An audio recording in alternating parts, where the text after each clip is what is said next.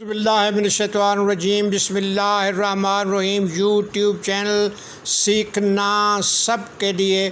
اور یہ T series جو ہے یہ چائے ہے نظر اللہ نیاز حسین کی چائے، اور اب آواز حق کے کافرے کی بات کر رہے ہیں اور اس کا عنوان ہے سخاوت اور خدمت انسانیت۔ 28 رجب کو مدینے سے روانہ ہونے والا کافرہ حسینی کافرہ حق ماہ ذی الحج میں حج کے احرام کو توڑ کر اپنی منزل کی طرف روانہ ہو جاتا ہے۔ یکم محرم الحرام کو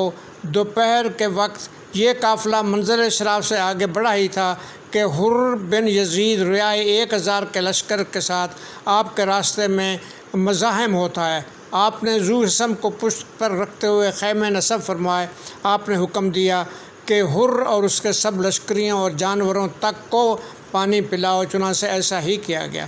یہ وہ حسین ہیں جن کے نانا رسول خدا ہیں، وہ رسول صلی اللہ علیہ وسلم جو طائف میں پتھر کھا کر حکم خدا سے ان کی بربادی کا کہہ سکتے تھے، مگر یہ فرما کر انہیں بربادی سے بچا لیتے ہیں کہ اللہ ان کی نسلوں میں ایسے لوگ پیدا فرمائے گا جو ایمان لانے والے ہوں گے۔